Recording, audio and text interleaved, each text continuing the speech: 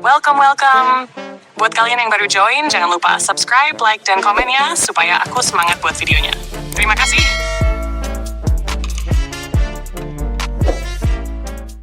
Rahasia si cupu dari kadak pingetannya. Bab 1-3. Kila menatap anak seumurannya dengan mata melotot. Anak itu adalah anak pembantu di rumahnya. Hal yang membuat Kila melotot karena anak itu menumpahkan setetes jus jeruk di baju yang ia pakai. Dan baju itu adalah baju kesayangannya. Walaupun baju itu berwarna pink sehingga noda sekecil itu tidak terlalu kelihatan. Bahkan hampir tidak kelihatan. Tapi tetap saja yang namanya noda tidak ada bedanya di mata Kila. Lo kalau bawa jus itu nggak bisa pelan-pelan? Lo kira ini baju murah? Teriak Kila dengan penuh emosi.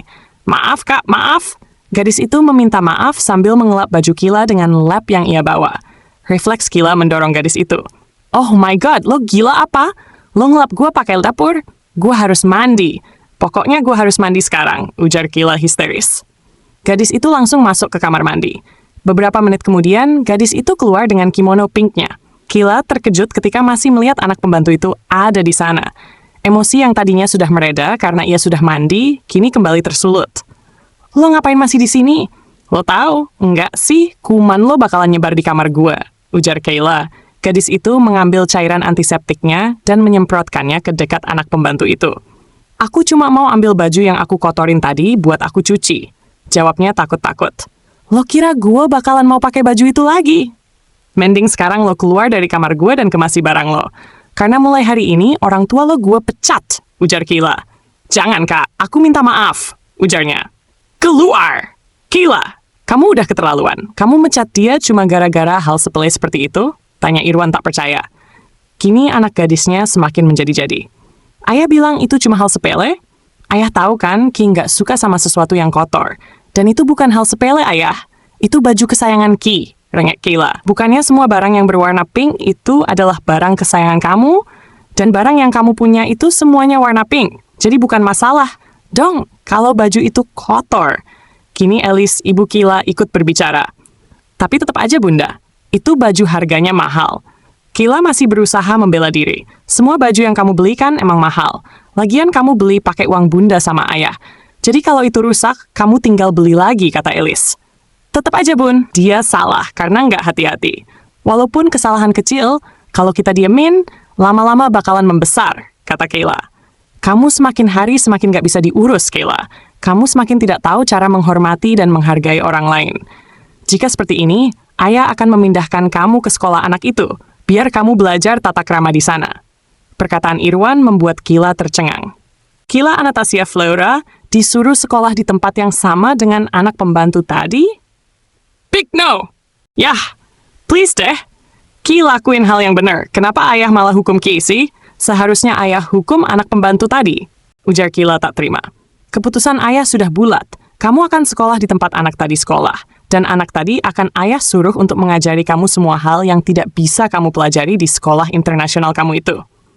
Keputusan mutlak dari Irwan pun membuat Kila berlari masuk ke kamarnya.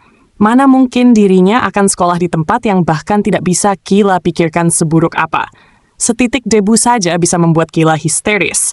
Bagaimana jika ia bertemu ribuan debu di sekolah kampungan seperti itu? Mungkin ini adalah akhir dari hidup indahnya. Kila menatap pantulan dirinya di cermin. Seragam sekolah ini tak sebanding dengan seragam sekolahnya yang dulu. Kenapa sih? Ayah sama bunda nyuruh gua sekolah di tempat yang gak jelas gitu. Batin Kila. Dari seragam saja, Kila sudah bisa menilai bagaimana buruknya sekolah barunya nanti. Gadis itu keluar dari kamarnya dan langsung menuju mobilnya. Padahal ayah dan bundanya terus memanggil Kila untuk sarapan. Pagi, Neng, ujar Pak Rizal. Kayla hanya menjawab sapaan Pak Rizal dengan anggukan kepalanya. Kemudian gadis itu membuka mobil Fortuner putihnya itu. Dan, oh my god, lo ngapain di sini? Teriak Kila ketika melihat gadis kemarin duduk di mobilnya. Maaf, Ki, ujar gadis bernama Mita itu. Lo, keluar dari mobil gue. Ayah yang nyuruh dia masuk mobil. Lagian kamu kan tidak tahu bagaimana sekolah itu, jadi kamu butuh dia, ujar Irwan memotong ucapan Kila. Tapi, nggak ada tapi-tapian. Atau credit card Ki, ayah tahan, ancam Irwan. Kila terdiam. Kali ini, ancaman Irwan tak main-main. Dengan kesal, Kila masuk ke dalam mobil. Sana lo, jangan deket-deket, ujar Kayla. Gadis itu mengambil jarak yang sangat jauh dengan Mita. Beberapa menit kemudian, mobil Kayla masuk ke sebuah gedung yang terlihat sedikit tua, tetapi sangat terawat. Mobil Fortuner putih mengilap milik Kayla mampu menarik perhatian semua orang yang melihatnya. Dih, kenapa semuanya ngeliatin gitu? Tanya Kayla kesal. Ia paling tak suka menjadi pusat perhatian. Soalnya nggak pernah ada yang naik mobil ke sini, jawab Mita. What? Kayla tampak begitu terkejut. Nggak pernah ada yang naik mobil ke sekolah ini? Beneran? Kayla mencondongkan badannya ke arah Mita. Gadis itu tampak sangat terkejut. Mita mengangguk. Lo juga nggak pernah naik mobil? Tanya Kayla. Pernah, naik angkot, jawab Mita. Kayla menatap Mita dongkol. Bukan angkot, mobil-mobil pribadi gitu, ujar Kayla. Ini pertama kalinya, jawab Mita. Kayla menatap Mita dengan kasihan. Ia berpikir bahwa hidup semua orang miskin tak begitu sengsara. Tapi ternyata pemikirannya sangat salah. Neng, gak mau turun? Tanya Pak Rizal. Kayla pun turun bersama Mita. Semua pandangan pun beralih padanya. Semua tampak sangat terkejut. Kita kemana sekarang? Tanya Kayla sambil terus memandang sekelilingnya. Kita ke kelas sekarang. Kay sama saya satu kelas, ujar Mita. Mita berjalan memimpin Kayla. Sedangkan Kayla terus-terusan bergidik ngeri melihat tempat yang menurutnya sangat kotor ini. Saat sampai di depan kelas, ia menatap kelas itu dengan pandangan tak percaya. Ini kelasnya? Tanya Kayla.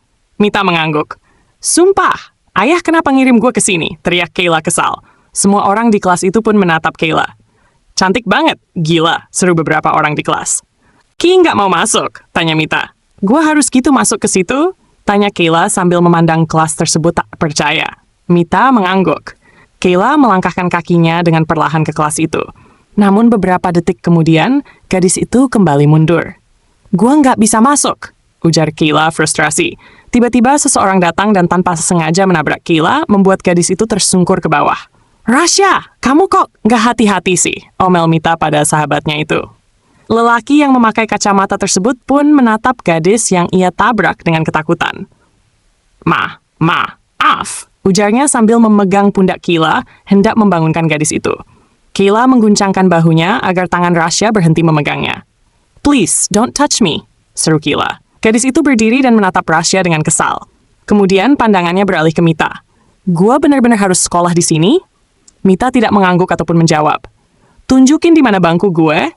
Pinta Kayla. Mita menunjuk bangku yang berada di deretan tengah dan nomor 2 dari belakang.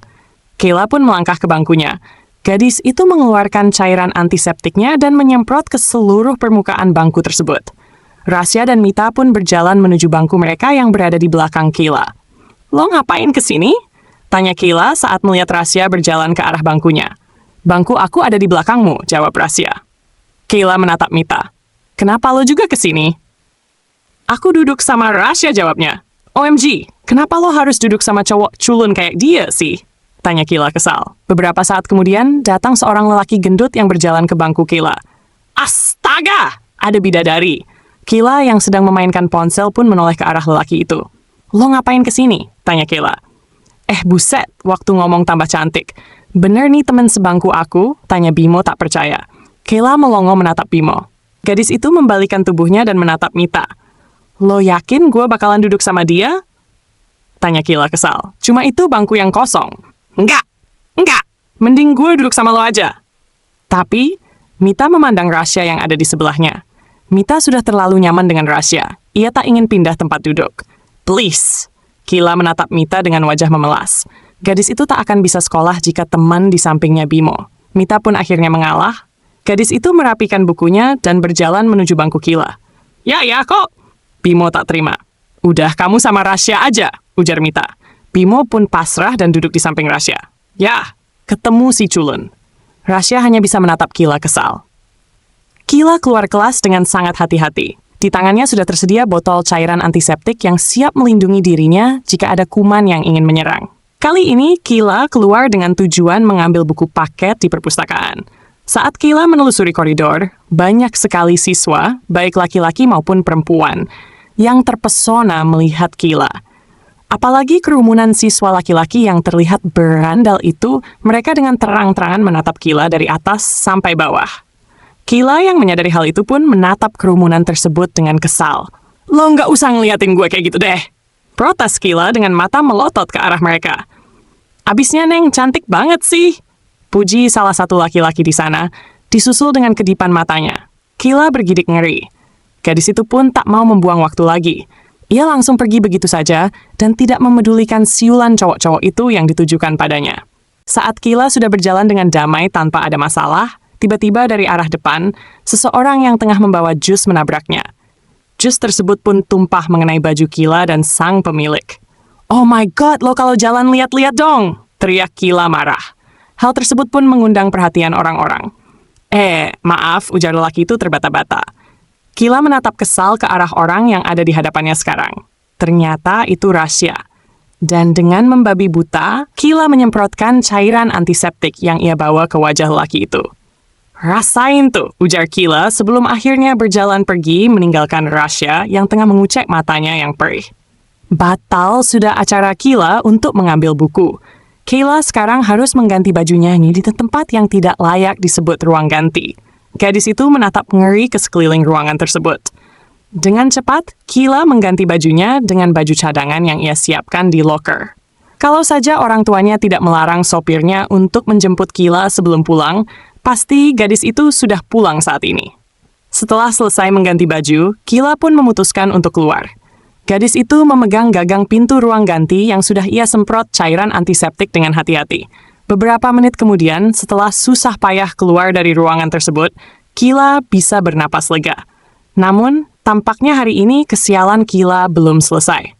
Saat ia menarik napas, bau asap rokok memasuki saluran pernapasannya. Hal itu membuat Kila menjadi terbatuk-batuk. Dengan kesal, Kila berjalan mendekati sumber asap sambil menutup hidungnya. "Woi, kalau ngerokok jangan di sekolah dong," ujar Kila saat sampai di halaman sepi dekat ruang ganti. Lelaki yang memunggungi Kila itu tetap diam meski mendengar teriakan tersebut. Seolah tak peduli, lelaki itu tetap asyik mengisap rokoknya tersebut. "Apa perlu gue laporin BK?" ancam Kila. Lelaki itu membuang puntung rokok tersebut setelah mengisapnya. Kemudian ia membalikan badannya dan mengembuskan asap rokoknya tepat di hadapan Kila. Asap rokok tersebut pun membuat Kila menjadi terbatuk-batuk. Gadis itu berusaha menghilangkan asap itu dengan mengibaskan kedua tangannya. "Lo gila apa?" Kila hendak menampar laki-laki kurang ajar itu, tetapi tangannya dicekal. "Jangan sentuh gue," teriak Kila sambil berusaha menarik tangannya dari laki-laki itu. Tapi, semakin Kila berusaha melepaskan tangannya, semakin kencang pula lelaki itu mencekalnya. Kila benar-benar kesal. Gadis itu sudah siap untuk menyemprotkan cairan antiseptik dengan tangan kirinya. Namun, tangan kirinya langsung ditahan oleh lelaki di depannya itu. Kila pun mendongak dan menatap lelaki di hadapannya. Demi apapun, Kila sangat terpesona dengan lelaki tersebut. Namun, senyum lelaki itu tiba-tiba membuat Kila takut. Bahkan sorot matanya sangat tajam. Dengan sekali sentak, Kila melepaskan tangannya yang dipegang oleh lelaki itu. "Gue bilang nggak usah pegang-pegang. Lo ngerti omongan gue? Nggak sih?" ujar Kila setelah kembali tersadar dari pesona lelaki itu. Kila lagi-lagi mencoba untuk menyemprotkan cairan antiseptik ke wajah laki-laki itu. Namun, tangannya kembali dicengkeram sangat kuat, membuat botol cairan antiseptik tersebut jatuh dari genggamannya. Lelaki itu mendekati Kila sambil menatap gadis itu tajam. "Udah cukup satu kali aja lo buat mata gue perih." Perkataan lelaki itu terdengar seperti ancaman bagi Kila. "Kapan gue?" Kila menyadari sesuatu. Wajah lelaki di hadapannya sangat familiar. "Lo Rasya?" tanya Kila ragu. "Menurut lo," tanya lelaki itu diikuti dengan senyum miringnya. "Lo Rasya kan? Please deh, lepasin gue. Atau lo bakalan gue laporin ke BK," ancam Kila. Rasya tertawa mengejek. "Kayla Anastasia Flora, ternyata lo nggak seperti yang orang bilang. Lo ternyata jauh lebih pengecut dari yang gue kira." "Siapa bilang gue pengecut? Lo kira gue nggak berani laporin lo ke BK?" Lagi-lagi Rasya tersenyum miring. Laki-laki itu semakin mendekati Kila dan membuat punggung gadis itu hampir menyentuh tembok. Kila berusaha mendorong dada Rasya dengan sekuat tenaga. Rasya menarik dagu Kila dan menatap gadis itu tepat di manik matanya. "Lepasin gue!" teriak Kila. "Kalau gue nggak mau, gimana?" Rasya menarik dagu Kila semakin mendekati bibirnya. "Jangan deket-deket," teriak Kila tanpa sadar air matanya menetes. Rasya sedikit menjauh, menatap wajah Kila. Gadis itu terlihat sangat ketakutan. Matanya terpejam rapat-rapat. "Ini bukti bahwa lo pengecut. Mana muka judes lo?" Kayla yang mendengar hal itu langsung membuka matanya dan menatap Rasya kesal. Gue bilang lepas. Gue bakalan nuntut lo, culun. Kayla kembali memberontak. Lelaki itu pun melepas tangannya dari dagu Kayla dan memegang kedua bahu gadis itu. Rasya mendekatkan mulutnya ke telinga Kayla. Setelah lihat wujud gue yang kayak gini, apa lo masih percaya bahwa gue Rasya si culun yang lo kenal? Bisik Rasya, membuat gadis itu bergidik ngeri. Satu nama langsung muncul di benak Kayla. Ananta Rasya Fredrik, pemimpin geng Abstracts yang terkenal itu. Kayla sempat mendengar tentang Rasya dari sahabatnya, Chelsea. Sepertinya Rasya sudah puas bermain dengan gadis yang membuatnya kesal seharian ini. Lelaki itu pun melepaskan cengkramannya dan menatap gadis itu, disusul dengan senyum miringnya. Dari raut muka lo, gue pikir lo udah tahu siapa gue. Dan setelah lo tahu siapa gue, apa lo masih berani nuntut gue? Tantang Rasya. Lelaki itu membalikan badan, hendak pergi. Lo mulai hari ini duduk sama gue, dan jangan pernah ganggu Mita lagi, ujar Rasya. Oh, sama satu lagi. Rasya membalikan badannya, kembali menghadap Kayla. Kalau sampai ada yang tahu tentang identitas gue yang asli, Rasya membelai pipi gadis itu, kemudian membisikkan sesuatu. Lo bakal berurusan dengan gue, ancam Rasya, disusul dengan senyum miring andalannya. Dan setelah hal itu, Rasya pergi meninggalkan Kayla yang masih membeku.